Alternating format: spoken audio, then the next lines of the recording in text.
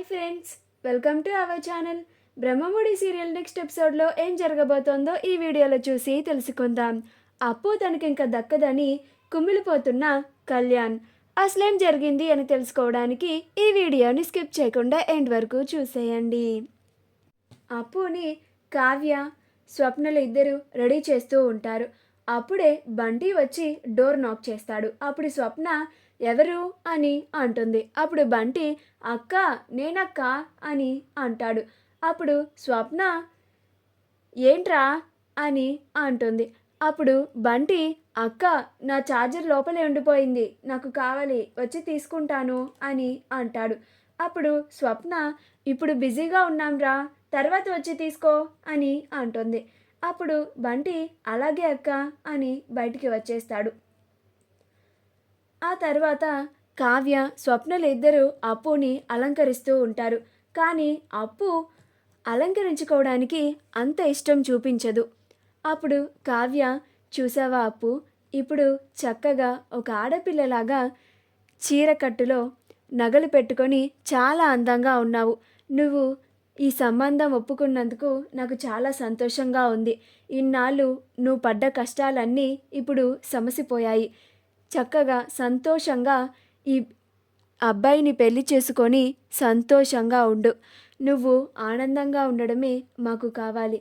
ఉండు, అమ్మని పిలుచుకొని వస్తాను, అమ్మ కూడా నిన్ను చూసి మురిసిపోతుంది అని కావ్య కనకంని పిలవడానికి వెళ్తుంది.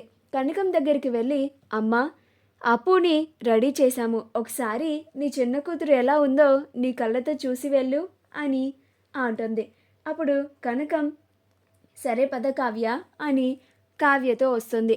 కనకం అప్పు దగ్గరికి వచ్చి నా బంగారు తల్లి, చాలా చక్కగా చూడముచ్చటగా ఉన్నావు అప్పు, నీకు నాదిష్టే తగిలేలా ఉంది అని అంటుంది. సరే మీరిద్దరూ అప్పు దగ్గర ఉండండి, నాకు కొంచెం పనుంది, వెళ్ళొస్తాను అని అంటుంది. అప్పుడు కనకం అక్కడి నుంచి వెళ్ళిపోతుంది. వెళ్ళి మూర్తితో ఏర్పాట్ల సంగతి మాట్లాడుతూ ఉంటుంది. కావ్య, స్వప్నలు ఇద్దరు కాసేపు అప్పు దగ్గర ఉండి అప్పుడు కావ్య అక్క నువ్వు అప్పు దగ్గర ఉండు, నేను ఏర్పాట్లన్నీ చూస్తాను, అమ్మ ఒక్కతే అన్నీ చూసుకోలేదు కదా అని అంటుంది. అప్పుడు స్వప్న అలాగే కావ్య నువ్వు వెళ్ళు, నేను అప్పు దగ్గర ఉంటానులే అని అంటుంది. కావ్య కనకం దగ్గరికి వెళ్ళి అబ్బాయి వాళ్ళకి కాఫీలు, టీలు వాటి గురించి అరేంజ్మెంట్స్ అన్నీ చూసుకుంటూ ఉంటుంది. రాజ్ కళ్యాణ్తో మాట్లాడిన తరువాత ఇప్పుడు కళ్యాణ్ మనసులో ఉన్నదంతా బయట పెట్టాను. అప్పుకి పెళ్లి సంబంధం కుదిరింది అని చెప్పగానే కళ్యాణ్ మొహం మాడిపోయింది. వాడి మనసులో ఉన్న బాధ అంతా బయటికి పెట్టకపోయినా కానీ వాడి మొహంలో తెలిసిపోతుంది. అప్పుకి పెళ్లి జరుగుతుంది అంటే వాడు చాలా బాధపడుతున్నాడు.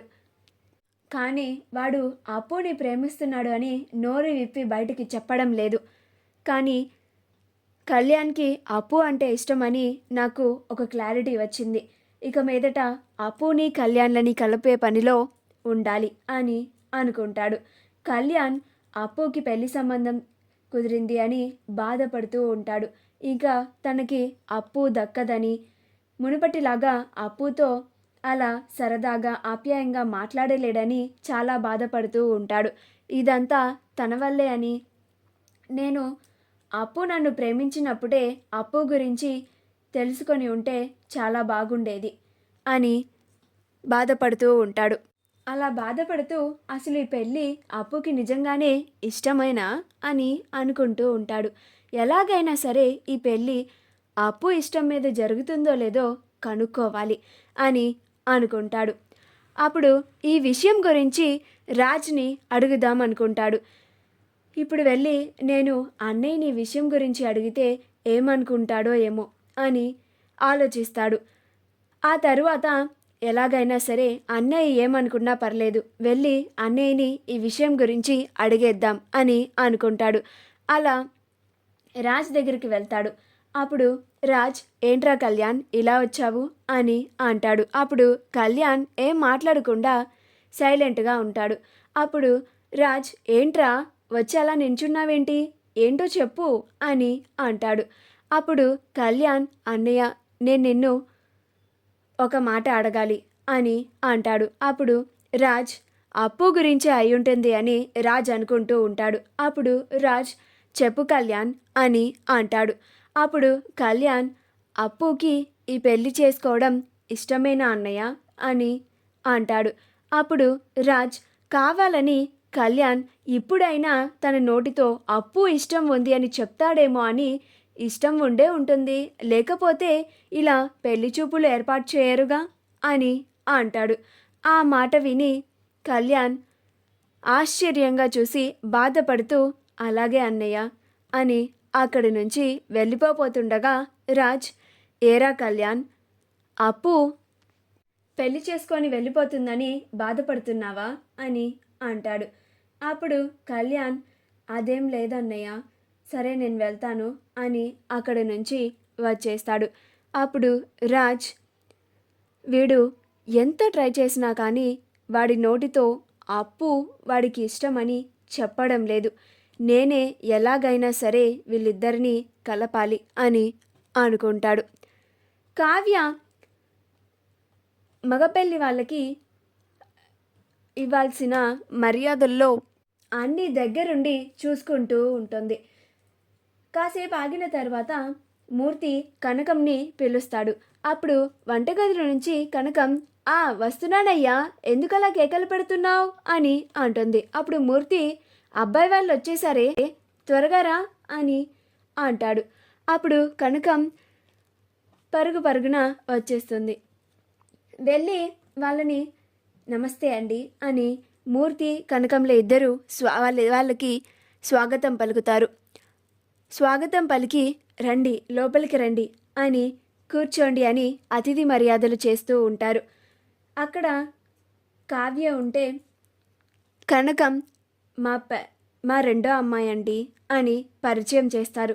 అప్పుడు కావ్య నమస్తే అండి అని